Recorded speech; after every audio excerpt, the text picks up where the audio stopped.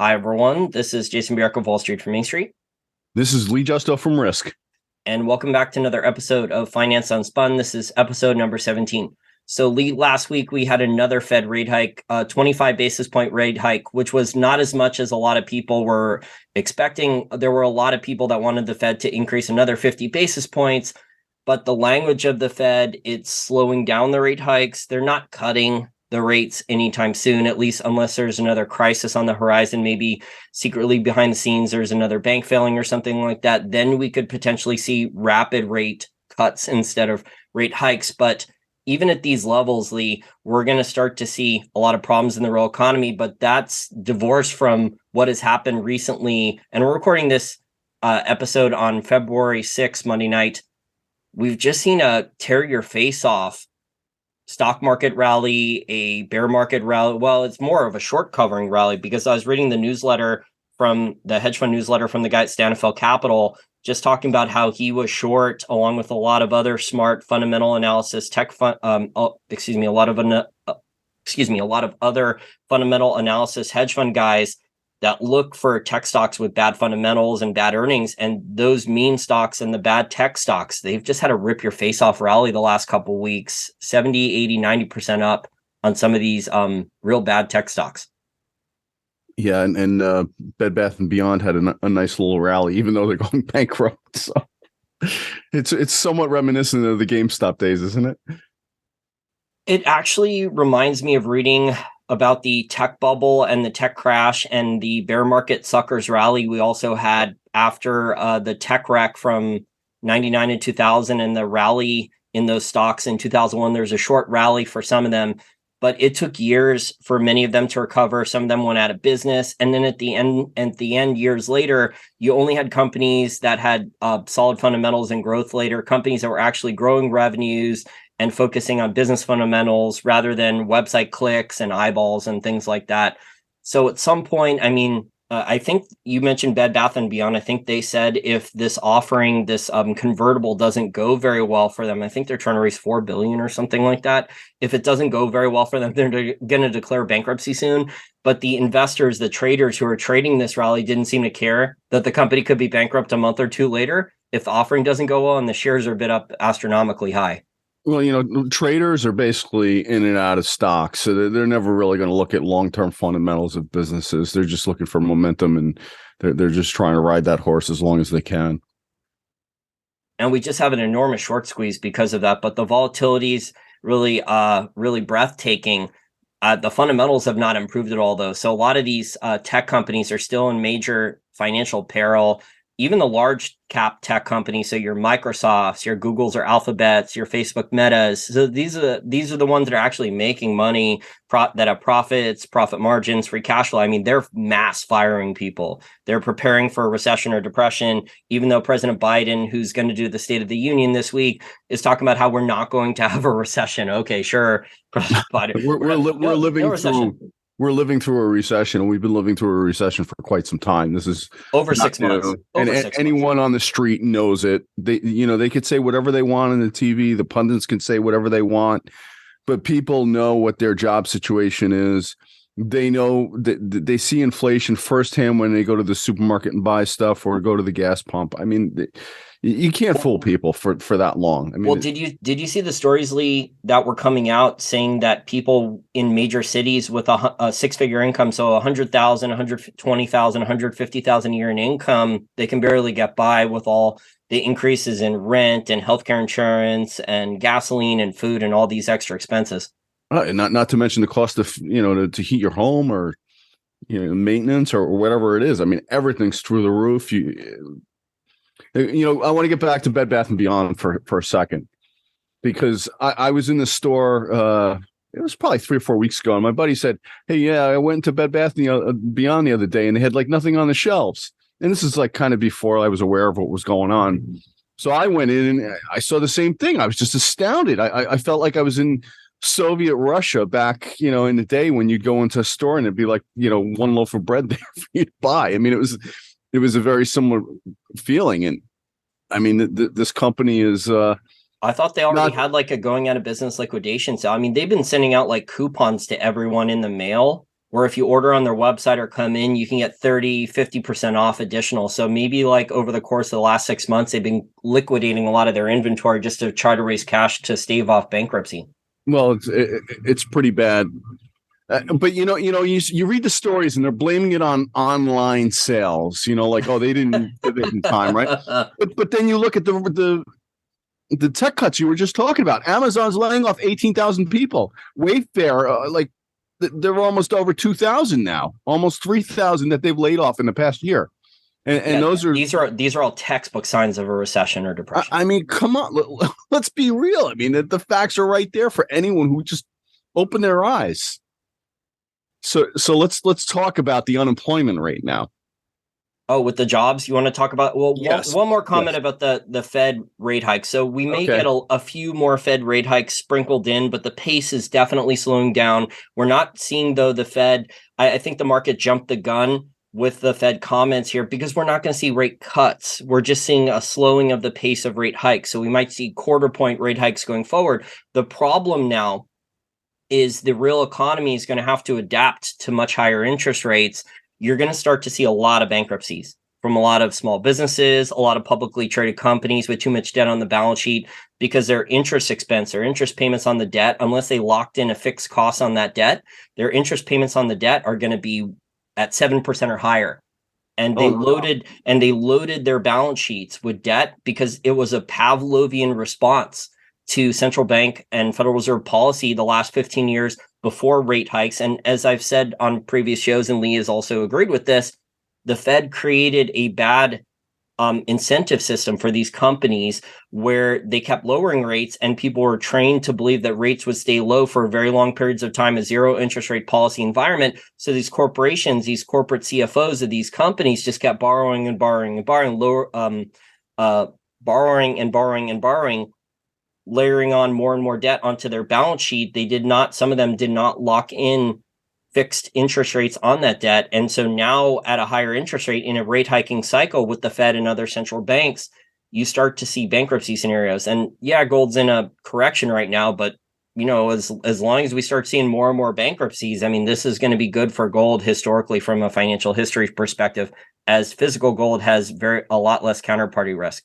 Yeah, there's no third party risk with any, other than someone coming and stealing it. Did you see the interest payments on the debt, though, Lee, that the U.S. federal government has? I mean, we're almost to $900 billion per year just in interest payments on the debt. Mm-hmm. And the year has just started. So that means that the federal government, what that means for our listeners out there, the federal government hasn't even refinanced a lot of the debt. A lot of that short-term debt that's going to be rolling off and need to be rolled over and refinanced over the next 6 to 9 months for the rest of 2023, because a lot of the rapidly growing U.S. national debt, almost 32 trillion now, is short-term debt. It's not long-term debt. So it's not 30-year U.S. treasuries. It's shorter term than that. I think a bankruptcy of the United States is a very real possibility, especially if the dollar goes as many in our community predict it to go.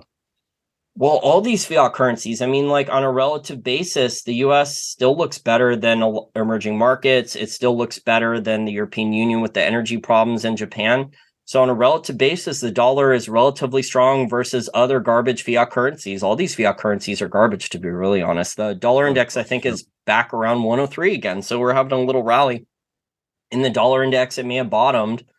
But I mean, if the dollar is too strong, you just look at the rest of the global economy. I mean, it's been in a global recession or depression with weak currency. So if the dollar is strong, other currencies are weak. They've been dealing with a lot of other inflationary problems and high commodities. And there's protests on the street over either energy shortages or costs of energy and electricity and food prices rising. And now to offset inflation in a lot of these other countries, I mean, there's protests almost everywhere now, especially in emerging market countries, to raise wages dramatically. I think we're going to see that trend continue in many countries as the economy continues to decline. And, I mean, this is a global phenomenon. It's not just the United States that's facing this. But apparently here, Lee, in the United States, the narrative, at least, is that there is no recession because the jobs report that we just had last week, it created, 500,000 plus new jobs? Miraculously. Right. Yeah. Well, not according to Shadow Stats.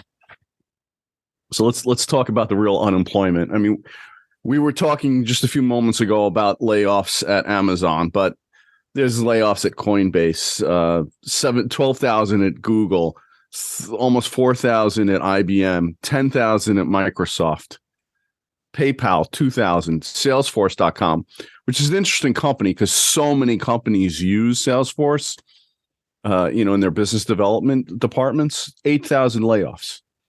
So, and those are 6-figure a year jobs with stock options and Cadillac healthcare insurance and other benefits, other good retirement accounts. So those people are going to be looking to get any type of job. So they're going to be going probably from a 6-figure a year job down to a lot less lower paying job. And I'm sure the jobs numbers will count the jobs as equal.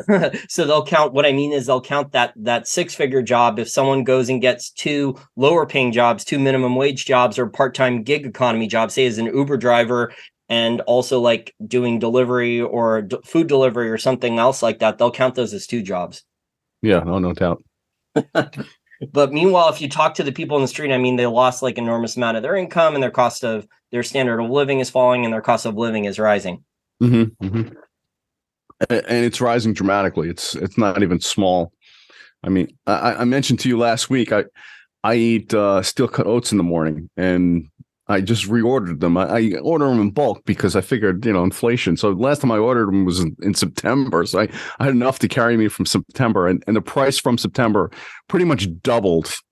And that's just like a staple food, It's not anything exotic like Kobe beef or anything, And if the changing propaganda index or CPY actually counted that, they would just figure out a way to say that was substituted. So they don't even count that. They don't even measure that. But if they were actually going to measure that, they would say that, Lee, you're going to substitute your steel cut oats. You're going to switch to I almost dropped the F-bomb. You're going to switch to Lucky Charms because they're healthier than steak. according to the food pyramid scheme, the new food pyramid scheme that the U.S. Department of Agriculture just released, that Lucky Charms are healthier than steak now. Well, I remember back in the 80s during the Reagan administration where the federal government was counting ketchup as a vegetable. So oh no. Things never change. Boy. So one thing that Shadow Stats made a point of, and they basically said that the inflation is bloated money supply and gasoline price disruption. That's driving the inflation. At least that's what they said. But I mean, obviously, I think we've talked about other things beside that in addition to, and it wasn't an overheated economy. So we have a Federal Reserve that is raising rates, basically saying that the economy is overheating. They're using this recent this phony jobs report as kind of evidence to that. So you have to wonder, scratch your head, like what's going to happen? You're raising rates when the economy is basically collapsing. We're having layoffs everywhere. It's going to get pretty bad, Jason. I mean, that's so from a financial history perspective, I've been thinking about this for weeks now. A lot of our listeners don't actually read full books anymore, so I'll kind of give you the abbreviated version. If you go back and look through the 1970s stagflation or post-October 1929 crash, so you can read Murray Rothbard's book about America's Great Depression and the policy blunders that the Franklin Delano Roosevelt administration made. Well, first, I believe it was it was Hoover. Yeah, it was Hoover. It's Hoover first, and then it was FDR who took over afterwards. Mm-hmm. But there was actually periods, especially during the 1970s stagflation, where they thought they had inflation beat, and then Arthur Burns would stop raising interest rates. So there was periods of deflation, small periods, even looking at this from the Weimar Republic hyperinflation, there were even periods. So inflation and deflation are kind of pendulum swings. They're related. They're kind of like yin and yang. They're balancing out between positive and negative forces, and things can swing back and forth fairly quickly. It's always intervention by governments and central banks and bad policy, because the money supply is created, and then that creates business behavior of raising prices, consumer behavior of expecting higher prices, consumer spending. and that's what normally triggers it. Although in the case of like the Weimar Republic, there was foreign exchange problems. I mean, the dollar is a world reserve currency. This would be, if the dollar does hyperinflate, this would be the first time in history that the world reserve currency has had a hyperinflation. But we don't need to have a hyperinflation to have enormous problems. We just, as people can see the last 2.5 years, we just need really bad stagflation to have immense problems. So we've had really bad double-digit stagflation up in the teens for the last 2.5 years, and that's just causing immense problems with businesses and consumers and the economy and government finances. Well, the government finance problems in the United States haven't occurred yet. So in other countries they have, but we're going to have over the next 2 or 3 years, Lee, we're going to have a government debt crisis, probably globally. It's going to. Well, I mean, we've been fortunate to have dollar hegemony, globally for a very long time, and that's looks like it's changing, and that's going to really impact everything. But back to financial history really quick. So there was ebbs and flows with deflation, and then there was a bunch of policy changes. Whereas with the FDR administration, to try to beat deflation, they increased government spending enormously. They created an enormous amount of inflation. They doubled the U.S. federal debt in about 6 or 7 years. So by 1937, the Secretary of Treasury for President Franklin Delano Roosevelt Morgenthau, he wrote in his biography that amount of debt increase actually created a lot of inflation, misallocation of capital. There were other policy blunders. They caused a lot of small businesses with all these rules, regulations, taxes, and other problems to go bankrupt.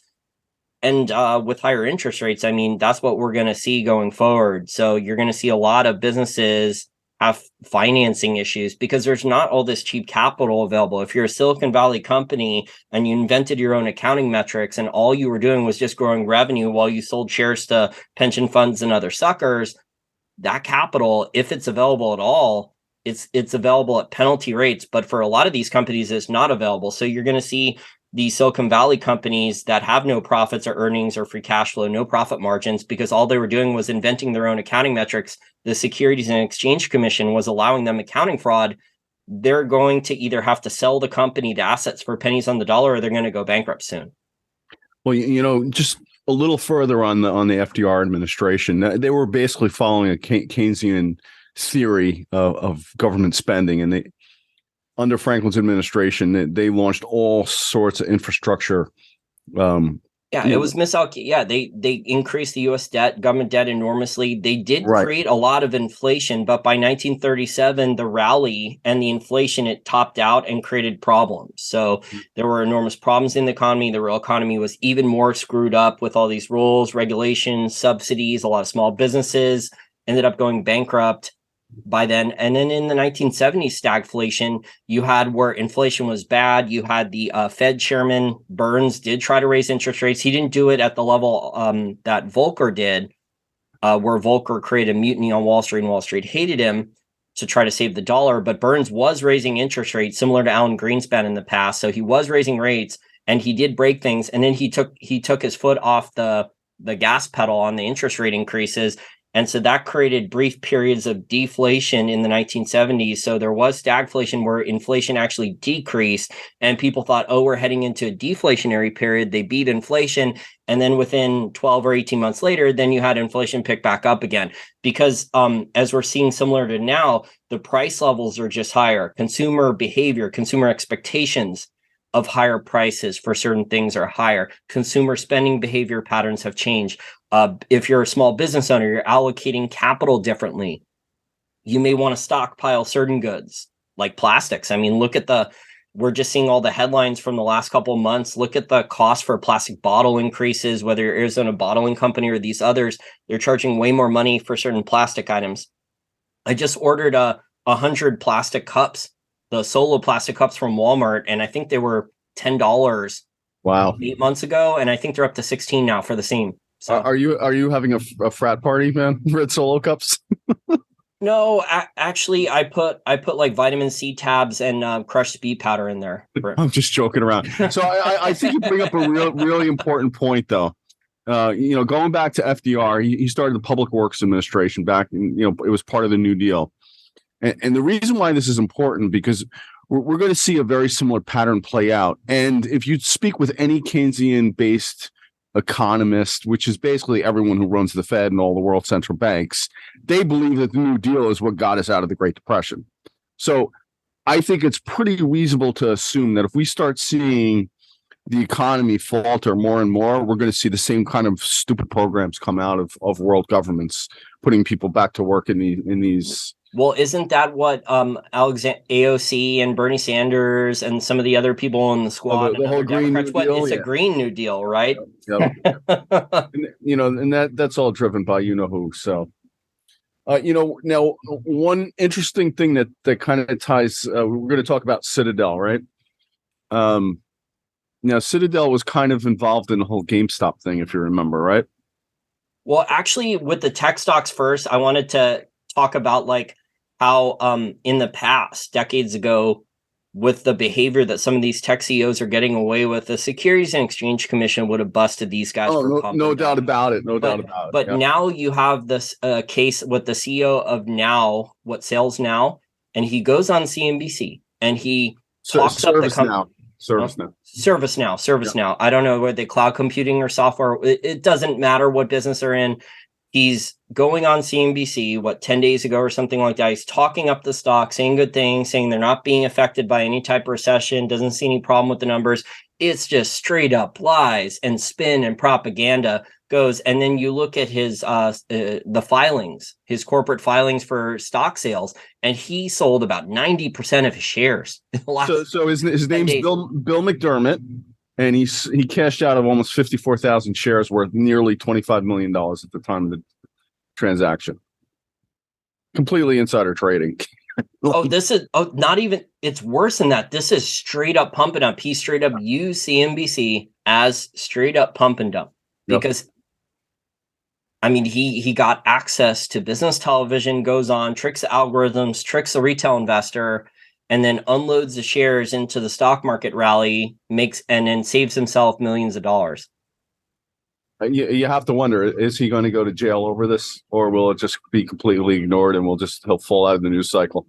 Well, there's even red flags with the share buyback plan that Facebook or Meta just announced, because they only have about $14 billion in cash, according to their balance sheet that they just released with their earnings call.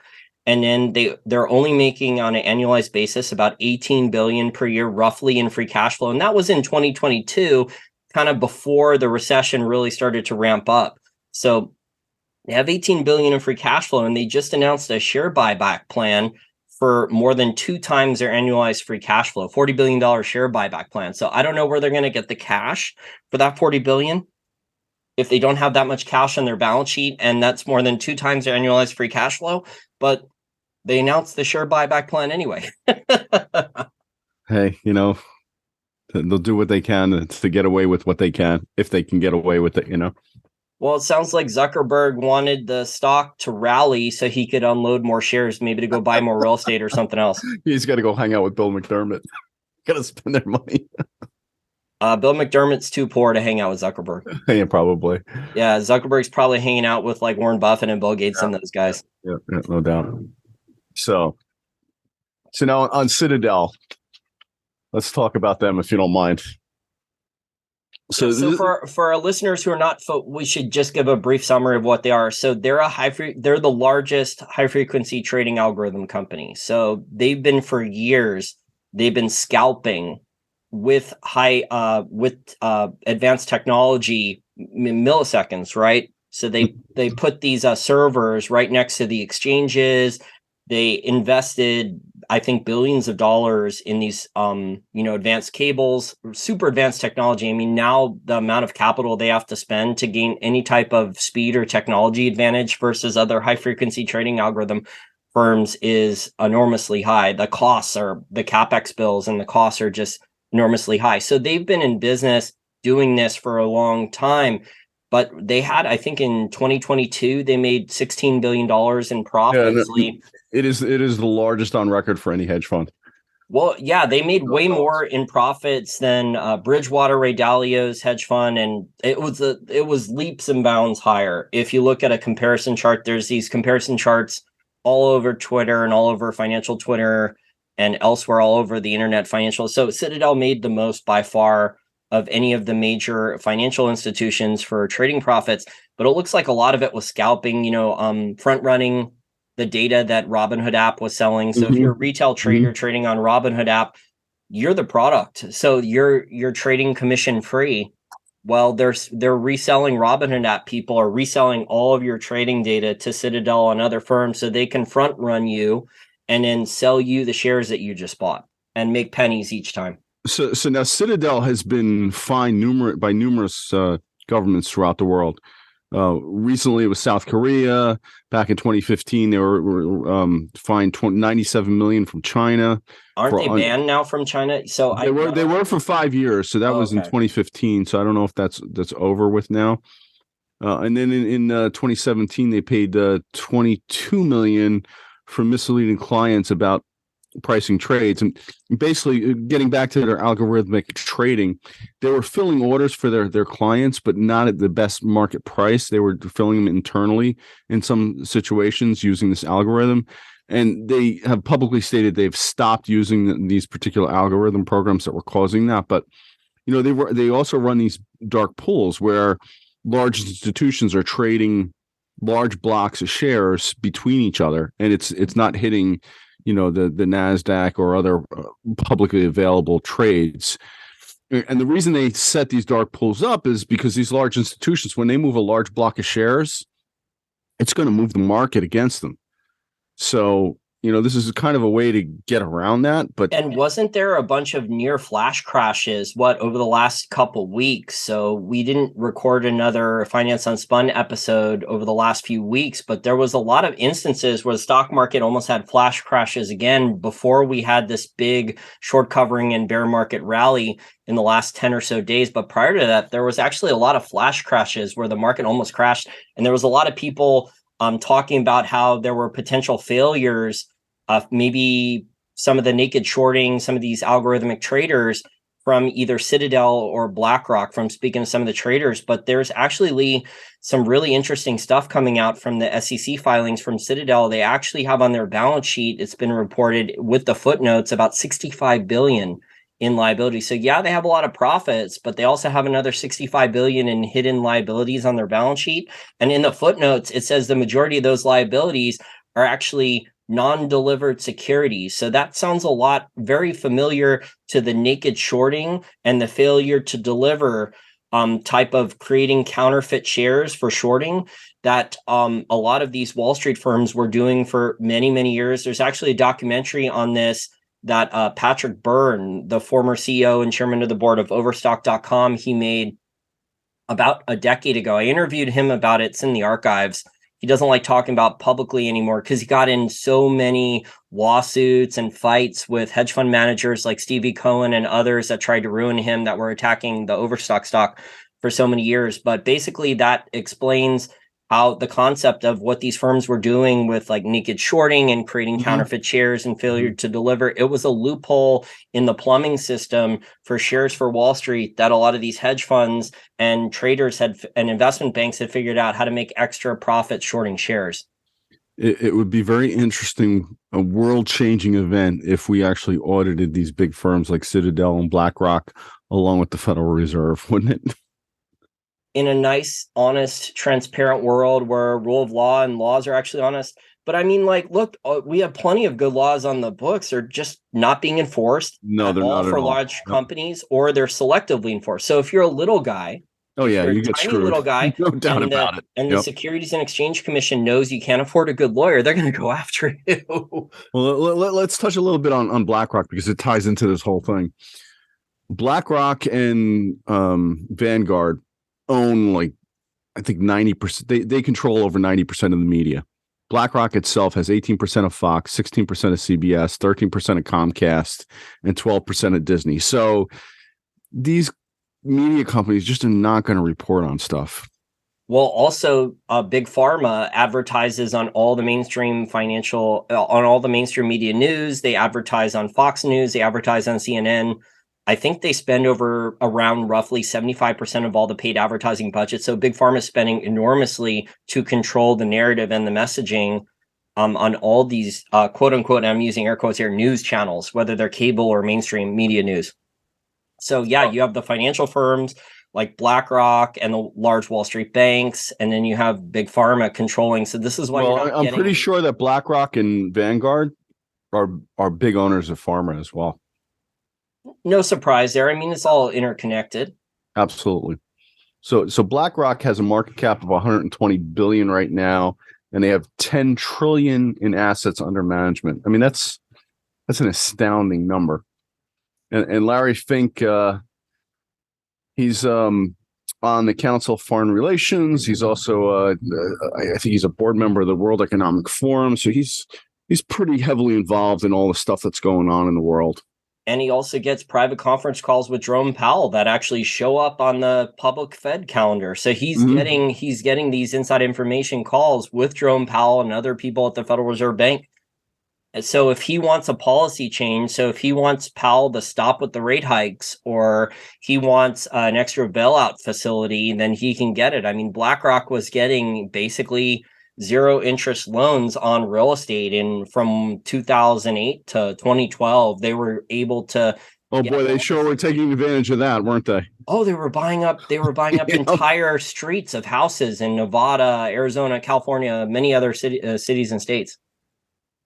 So, there's one interesting thing that ties the Bed Bath & Beyond story also to GameStop is activist shareholder Ryan Cohn. I don't know if you've heard of him, but he's the reason. Announcement that he was getting involved, I think last Friday in Nordstrom, led to a 25% rally on the Nordstrom stock. And then I was looking back because he was involved in Bed Bath & Beyond, and he was also involved in GameStop. And since his involvement, you look at the stock price, it's not like he's like some, white knight that's going to come in and save the companies, because their stocks have just cratered since he's been involved. He got away with pump and dump 6 months ago or something. He was doing pump and dump on Twitter and CNBC, so he got away with that. But I mean, the other company you didn't mention was AMC movie theaters. Yep. And they were just doing all these financings, taking advantage of their retail traders with the Wall Street Bets people, the apes.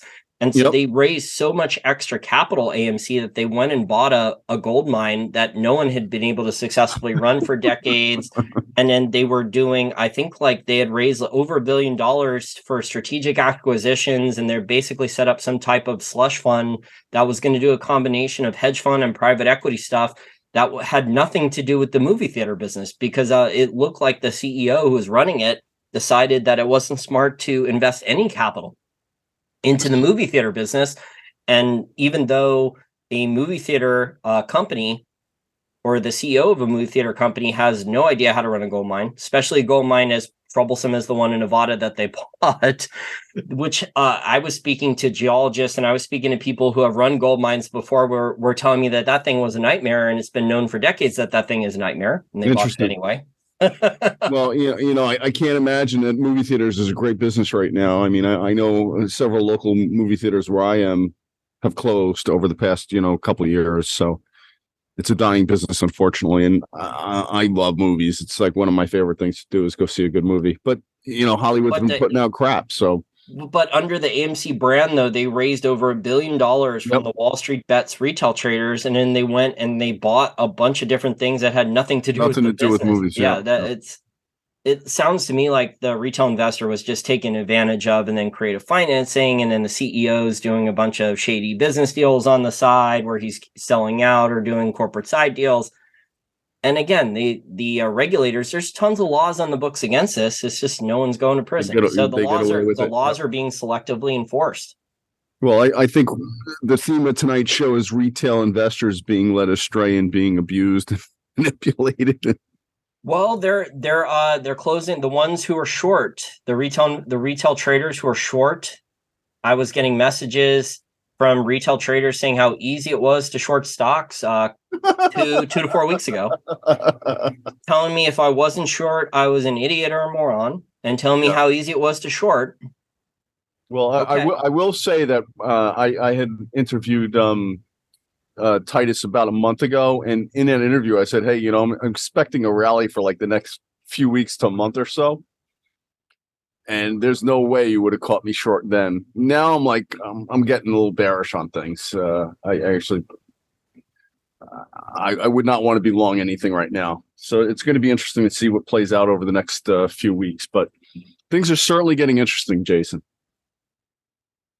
Yeah, and the other part is we mentioned that laws are not being enforced or selectively enforced. We had Nancy Pelosi on Inside Information 3 weeks or 4 weeks in advance sell her Google stock because she heard that they were going to be sued by another government. I don't know if it was the U.S. government or the European Union because Google has so many antitrust suits these days. Going to be sued again for having control over so much paying advertising on the internet. So she sold out before the stock had immense problems, although I haven't checked the stock this week. Probably did rally with the rest of the tech stocks, but I mean, she sold out and cashed out before the stock crashed. There's an interesting article on Zero Hedge right now, and it's reality checks in. Indestructible retail traders who made millions during the pandemic are now tapped out. And they talk about this one guy who's like working at a deli making $14 an hour now. And he had been like a trading millionaire. He had amassed over $1.5 million. Well, a lot of them had cash at FTX. I mean, I was seeing posts. So there was a lot of girls that were also doing like online webcam modeling and OnlyFans, and they were taking that cash from that type of work, and then they were trying to multiply it with trading crypto or NFT, and they had accounts at FTX and Robinhood app, and they were trading on their phones, and they were some of them were on the regular dating websites like Bumble and stuff like that, and they were bragging about how easy it was trading stocks and sending me screenshots how they were making $8,000 a month or more, how easy it was to trade. And I was like, well, they've never been through a bear market, and when crypto crashes, they're going to get wrecked. And I don't know. Same thing happened during the tech bubble, Jason. Exact same thing happened. People just they rush in, they think they're a genius, and then the market turns against them, and they're screwed. Yeah, and then when they hear that people like you and me, Lee, that have been in the financial industry, working different jobs in the financial industry for 15 years or more, that, oh, you're not making $8,000 or $10,000 a month, you're a moron, what's wrong with you? You don't know what you're doing, you're incompetent, you're a loser. And then I was like, well, you've only seen a bull market where it's just really easy to buy an altcoin or some of these meme stocks. I mean, there was people trading stock options that only knew how to look at a chart. They were trying to extra multiply, put tons of leverage on their trades there. They didn't have any type of risk control, any type of diversification, and now they're paying for it. They're wiped. I mean, it really only takes one good levered trade to make a lot of money, and it takes one good levered trade to lose much, much more money than you made. So, I mean, it's not without like severe risk, and it's like a casino. It really is. People just don't understand that. Well, if you're going to put all your money on one or two things, yeah, then it's similar to roulette. Yeah, I mean, if you're going to go all in on Bitcoin or all in on one or two meme stocks or trade only stock options, you don't have any type of diversification, any type of risk control. I mean, a lot of these people were posting about how they were all in on a couple things. Yep. What was it? I forgot that on Reddit they were using that term where they were all in on one thing. I forgot what it was, but well, anyway. you had Barry Silbert who was talking about drop gold and all you need is Bitcoin, and I think his blockchain company just filed for bankruptcy, and Forbes and other people said his net worth is at zero. But I'm waiting for Michael Saylor to declare bankruptcy. I mean, his company, so MicroStrategy, actually has government contracts. So they do big data and artificial intelligence. So they actually have an actual business. Now, he's been floating junk bonds and variable interest rate debt, and he was buying Bitcoin with it. So I don't know if the board's going to fully force him out, but if you go back, so most people aren't even aware of this. One of my hedge fund contacts sent me the news story, was telling me about it because she studied it in the MBA program at one of the Ivy League schools, I think through Jim Chanos. Anyways, though, like back in 2001, actually, like Saylor was busted for securities fraud, and he had to pay like an $11 million fine at MicroStrategy when they were a tiny little company. So But I mean, It's like, amazing that these was 20 people years just. ago. That was over 20 years ago. So I mean, most people, you can go back and Google search it, and it's on like the tech websites from 2001 that he paid an $11 million fine to the Securities and Exchange Commission for securities fraud. But like nowadays, in everything's like myopic and short term, and what have you done for me lately? I mean, no one's gonna bother looking it up. I was going to say it's amazing that these people just they rise again. Like they've done the worst things financially, and they rise again. And But look how big the tech company was. So he went from, he paid his securities fraud fine, and over the course of like 10 or 15 years, their corporate headquarters are actually right around me. There's a giant one. It's in the shopping bag building right outside of Tyson's Corner Mall. You drive by MicroStrategy. So they have a giant headquarters. It's actually, this is the really funny thing. Mhm. Only for the locals here. That's actually, guess what company used to be in that headquarters in the shopping bag building right next to the giant Tyson's Corner Mall. It's a giant building. Can't miss it from the freeway. Okay, I have Arthur no Anderson from Enron. remember those guys. So Arthur Anderson actually used to own the entire building out of the shopping bag building next to Tyson's Corner Mall there, and then MicroStrategy went in soon after. Boy, that'll be funny because I think history will repeat itself in that building. I would not want to move my company into that building. Well, they do have a legitimate business, but I mean, he's been gambling with shareholder capital and Exactly. shareholder funds. So they do big data and they have government contracts. So they have that business. I mean, Enron had a legitimate business too. Yeah, and that was spun off later out of bankruptcy, Lee, and that became EOG Resources. So that's actually one of the lowest cost oil and natural gas producers in the United States. So the EOG Resources is very well run. They're a no frills oil and gas company. They don't own a private jet. They don't own a fancy corporate headquarters. They rent office space. The CEO is like Mr. No Frills, kind of like the Costco CEO, or at least how Costco used to be run. Who was the guy who ran for president back in the 90s against Bush? Oh God. Oh, I'm not going to remember this. Oh my God. He ran I think it was EDS out of Texas. Oh, Ross Perot. Ross Perot. I couldn't remember the guy's name, but he was like that. He was like super frugal with the company, and he ran a great company. And he actually, if you remember the Iran well, I mean, he predicted crisis. a lot of the Ross Perot. Oh, absolutely. A lot of the U.S. economic problems. Yeah, no he doubt saw about the jobs it. Leaving. He's like, yep. He's like, what is that sucking sound? That's giant sucking leaving. sound. Yep. But he paid people to get out. The whole Iran hostage crisis in the late 70s. He had a lot of people on the ground in there, and he actually hired people to go in there and rescue them. I mean, he was an all around pretty good guy. Yeah, well, we need more people like that. Yeah, if you're an honest, hardworking guy, good luck in DC rising up the political ranks. Oh, or on Wall Street these days. Well, look at Ron Paul. I mean, like, he was sabotaged. He was sabotaged like so many times by the Republican Party, by Fox News. I mean, he won the Iowa straw poll, the Iowa caucuses. He won that. And they made sure Fox News and the Republican Party, the National Party, made sure he wasn't going to benefit from it. Of course not. Yeah. One more thing on BlackRock, and it kind of ties back into this. Larry Fink wrote a letter to all the companies that he was involved with and basically threatened them. And he said, unless you contribute to our society, you risk losing our support. So basically follow what we say, because they're heavily involved in the whole World Economic Forum push to ESG investing and everything.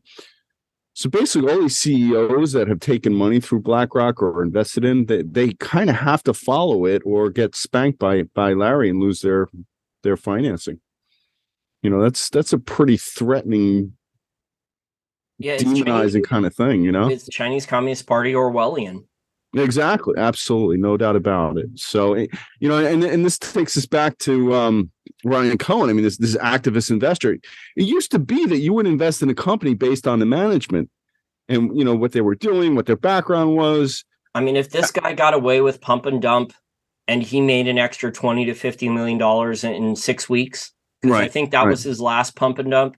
So if he made an extra $20 to $50 million, the estimates vary, in a short amount of time, and he's not getting fined or charged with felonies, he's going to try it again. 100% guaranteed. No doubt about it. But I mean, my point is that these activist investors come in and they basically rule the show.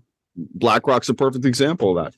That Well, our whole new world. We have a whole new world. I'd be so cautious to if invest in if you any have enough company these days. if you have enough money, Lee, the rule of law doesn't apply to you. I mean, you pay a fine. Look at the stuff Stevie Cohen was getting away with here in DC. There's a lot of hedge fund managers and large banks, big pharma. There's 5 or 6 major industries and 8 or 9 foreign governments that donate an insane either campaign donation or bribes or leverage or blackmail, donate an insane amount of money. And there's lots of people in Congress and here in the DC Metro, if you're a lobbyist or government employee, you're willing to go along with it because it adds a lot to your bank account. So No doubt. and the odds of like felony charges going to prison for a long time are very, very low. Especially if you know the right people and you're in that crowd. No doubt about it. Is there anything else you want to cover, Jason? Just wanted to talk briefly about commodities. I mean, natural gas is probably the most interesting one right now because it's way below the production cost. I was at $2.40. Let me just pull it up. So it's rallied a little bit, it's almost at 2.5, but I mean, it's down enormously the last 8 weeks. I do not think this is sustainable. As we've said I've said in my past interviews recently, and also on past Finance Unspun shows, I think probably in the next 2 or 3 quarters, natural gas will be weak, but then I think there will be a rally. If it stays this low, there's going to be less capital reinvested into it. There's going to be less supply brought online. Outside the United States, in certain areas in the United States, natural gas prices are still high. Outside the United States, in Europe or Asia, the liquefied natural gas price is still high. So the growth in that industry long term is still going to keep growing. But we're seeing a lot of, surprisingly, with the oil price not being super strong lately, it's been range bound lower than usual. We're actually seeing a lot of investment in long-term contracts in the deep water offshore companies. So companies like Transocean and others are getting a lot of business lately. So those shares have been on fire. It'll be very interesting to see what happens with the oil price and other energy stocks. And I'm just wondering where it will go if the economy goes where we think it's going to go. I mean, I think that's going to kill demand. But at the same time, that doesn't mean that the price won't increase. And I think we're just having a nice little correction in gold. It was temporarily in the short term, temporarily overbought, but I think like a new bull market for gold has started. Actually, today, Newmont Mining just announced, I have the article up, no, it came out on Sunday night. Okay, so in the last 12 hours, Newmont Mining announced a $16.9 billion bid for Australian miner Newcrest Mining. So on top of the already deals we've had in the gold space, so there's been a lot of royalty and streaming companies, mergers and acquisitions. Mavericks Metals was just taken out by Triple Flag. So that was kind of surprising because considering how the majority of shares of Mavericks Metals were owned by 3 or 4 large mining companies. So Triple Flag, the majority of the shares were not on an exchange. So Triple Flag's CEO and their management team actually had to go negotiate with the mining companies that own the majority of the shares to sell Mavericks Metals, the medium-sized royalty and streaming company, to them. And then we had the other deal, the bidding war. Did you see for Yamana Gold, which was arguably the lowest cost gold miner in North America and South America? There was a bidding war. So Gold Fields was supposed to buy them 8 months ago, the South African gold miner, but then a larger bid came in that was split between Agnico Eagle and Pan American Silver. So the assets, all big players. And this is all a belief that the bottom in gold and silver and probably copper, because a lot of these miners also mine a lot of copper too, especially if you have a open pit mine. So if you have an open pit gold mine, it's going to be mostly copper, and then have gold or silver as a byproduct.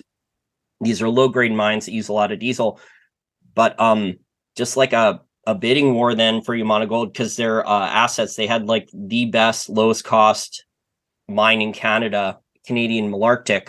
So Agnico Eagle bought the rest of that from Yamana, and Pan American Silver is taking over the profitable silver mines that Yamana Gold runs.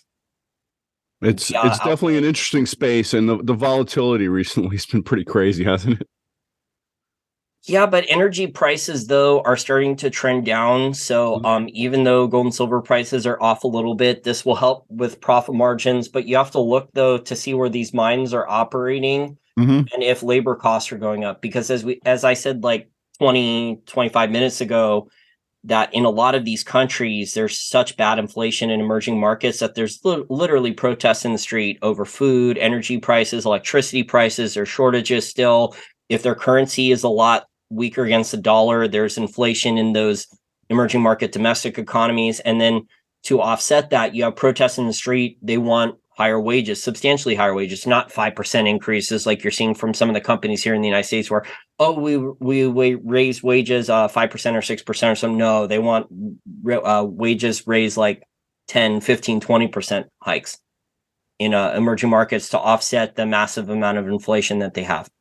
So that will affect a lot of these miners. So just because there's lower energy prices does not guarantee that the miners will have lower costs. That we're going to have to see what comes out with the Q4 earnings for the miners over the next month or so. It certainly would be interesting to watch that. Yes, but these the size of these deals for mergers and acquisitions, though, are that the miners are starting to feel confident that the bottom is either already in for gold and silver or it's very close. Yeah, I mean, it looks pretty good, but it really kind of has to hold here. You know, if it starts selling off further, I think we're gonna retest the lows back from October, but we'll see what happens. So that would be what, 1,700? That was what gold got below. It was down in the 1,600s, right? Well, we'll see what the earnings, the cost show for Newmont and Barrick and some of the larger open pit miners that have lower grade and higher energy costs. It'll be interesting. I think we're going to see costs for a lot of these low grade open pit miners come in at above 1,500. Well, we do know for sure that a lot of central banks have been buying precious metals, so the demand is definitely there. Yeah, and we know retail demand's been very strong. We've been talking about that for a long time. Oh yeah, the mint sales outside the United States, the demand is very strong. Yeah. So, all right, Jason, it's been a great discussion as always, and interesting times keep getting more interesting by every time we speak. Yeah, but the main thing here, the takeaway for the listeners, is that this stock market rally is not fundamentally driven. So be very careful. We're going to have a lot of volatility going forward. The market overreacted to the comments that Powell said about potential rate hike increases. The Fed, unless the Fed drastically lowers interest rates, I mean, we're going to see a lot of corporate bankruptcies. Oh, no doubt about it. A lot of companies, a lot of sectors.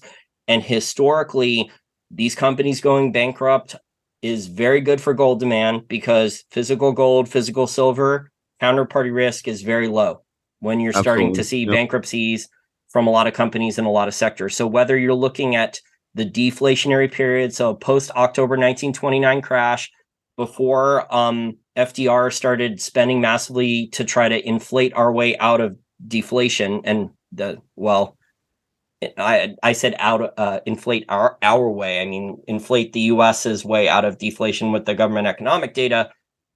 So there was still a lot of bankruptcies during deflation, and a lot of Americans started buying gold as a deflation hedge, a bankruptcy hedge, to diversify away, and they didn't trust government. So I would say gold is also a bankruptcy hedge. It has less counterparty risk than owning companies in a lot of sectors, but there's going to be a lot of volatility because of this, these stock market rallies and the swings and stuff. So if you're a day trader or swing trader and you're trading options and you're buying puts and calls and you have all these volatility trades set up, you may benefit. If you're one direction, so a lot of people, like I said, 2 to 4 weeks ago, were bragging to me, telling me how easy it was to short stocks. Yeah.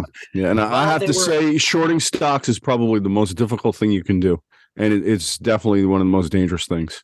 So you really need really good risk management. You have to be very fast to get in and out of positions. So some of the best shorts over the last 15 or 20 years, for decades. So Jim Chanos and Bill Fleckenstein, and they've talked about this all the time. You look at their numbers, they've been wrong most of the time.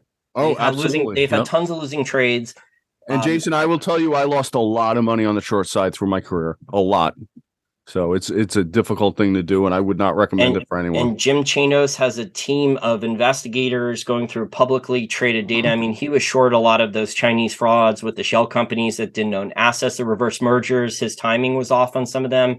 I mean, you could just go down the list. I mean, he was highlighting tons and tons of frauds, and the shares just kept going up and up and up for years. You know, it's interesting. You mentioned Bill Fleckenstein. Both him and I don't know if you know David Tice, but he ran the Prudent Bear Fund. Yeah, I've I had spoken to David. I had interviewed both of them, and David told me that when his fund was getting killed in the market, the only thing that saved him was his position in precious metals and gold. So, take that as a historical lesson. It's a good asset to be in. Yeah, I mean, the majority of Chanos's shorts, most of the time, are not making enormous profits. So Nope. actually, he sells his fund to institutional investors and pension funds and family offices as kind of like a diversification tool. Mm-hmm. So he sells that you need to put a fraction of your total assets under management into my fund as kind of, it's similar to gold. It's pitched similar to gold as like it's kind of a it's a hedge, it's counterintuitive, it's counter cyclical. So you have like a portion of it like an insurance. Absolutely. But the majority of the time, I mean, those things don't do well. Like Bill Falkenstein is a super. I've interviewed him before, and I've spoken with Bill. Super Yeah, smart guy, but I mean, no like doubt. he had to close down his short fund for 15 years, something like that. Yeah. Oh, I remember back in the day when he'd come on CNBC and they were kind of like making fun of the guy. But I was watching him like, this is the only guy in CNBC who makes any sense at all. But it makes perfect sense why he had to close down his fund for so long, because the Fed and other central banks, they flooded for about 15 years, post 2008, 2009. They flooded the global economy and asset markets with so much easy currency and credit, the zero interest rate policy. And this is all, if you study the Austrian School of Economics, I mentioned the Cantillon effect. This was all the Cantillon effect. The Fed was writing all these papers, the PhD economists at the Fed, labeling this as the wealth effect, that it would benefit consumer spending. It was really as asset prices were being inflated with the Cantillon effect, the governments were just benefiting with all this increases in tax receipts in stocks, bonds, and real estate. And so government finances became more and more dependent on higher asset prices. So in an environment with higher interest rates, if asset prices crash again, real estate crashes again, the real economy is not generating tax receipts because the consumer is not out shopping, not out eating at restaurants and drinking alcohol at bars and spending on entertainment like they would in the past. I mean, these tax receipts are going to collapse in the not too distant future, and it's going to get very ugly for government finances. And historically, then the Fed has to be the buyer of last resort of U.S. Treasuries. And then also in 2008 and in 2020, Lee, the Fed had to buy municipal bonds to bail out the state and local governments too, because the tax revenue shortfalls started to come in. Hey, and one final question, Jason. Do you think this is why the federal government has recently hired all these IRS agents? Maybe. So anyway, well, it's been great. I guess we'll talk again in a couple of weeks. Yeah, there's going to be a lot more stuff over the next 6 months to talk about. It's going to be really crazy. I mean, this whole debt ceiling stuff is just kabuki theater, though. I see people arguing about the debt ceiling stuff nonstop. I mean, it gets raised. It's just like both sides have to extract a pound of flesh. They're trading favors for votes. I mean, they're sticking all these things in the bill. It's the whole thing here in the DC metro area. The parasite has grown larger than the host. It's one giant puppet show. It really is. And it's a joke. But what are you going to do? Well, our system, we have a lot of broken systems. And people who think that the systems can be fixed easily or efficiently, they don't really understand how broken things are. I don't think they could be fixed at all, honestly. I think our whole system's going to change for the better or the worse. So about 10 years, I was having drinks with a bank lobbyist here. Off the record, he's not even a bank lobbyist anymore. But anyway, though, he straight up told me, like, the system here in DC, no one wants any real change. The system's going to run its course with fiat currency. Everyone's getting paid off. I mean, it's cocaine and hookers for all these guys, you know? Yep. Why change the system when you can be like AOC and in 4 or 5 years of Congress, you can go from, and you're making what your annual salary as someone here in Congress for, even starting off in Congress, you're making what, $175,000 a year, which is a pretty nice salary. It's a lot more than a lot of Americans nowadays. So you're making 170. Yeah, it's expensive in the DC metro area for rent or a condo or something like that, but still it's $175,000 a year. You make $175,000 a year, but there's all these other perks. Mm-hmm. You're offered all these side deals. If you move funds from the Department of Energy, or you stick this in that bill, or you trade this vote for that vote, you get all these. You get put on the right committee or subcommittee. You get all this inside information to trade on, or you get extra. You get like Nancy Pelosi, right? You get a free luxury condo from one of these home developer companies if you make sure that they get some type of tax subsidy or Section 8 housing subsidy or other stuff. And so in only a couple of years, so Nancy Pelosi is the most affluent out of the people in Congress from just being in Congress. So she's made an enormous amount of money, but there's other people in Congress who in 4, 5, 7, 10 years can go from either negative, because AOC supposedly, when she was elected, she was hundreds of thousands of dollars in debt and student loan debt. I would not be surprised if after only 4 or 5 years of Congress, Lee, she is worth over $10 million. Yeah, and we're gonna have idiots. We're gonna have idiots, trolls below the comment section saying there's all these financial disclosure forms and you don't know what you're talking about. And it says her financial disclosures that she didn't make that much money. And then I would just laugh at them and say, you actually think she honestly filled them out? Do you think any of these Congress people are going to self-report that they committed crimes, that they did insider stock trading, that they made an extra 6 or 7 figures on this deal and that deal? Yeah, not to mention all the meals they get taken out to, and I mean they probably never pay for any food anywhere, you know.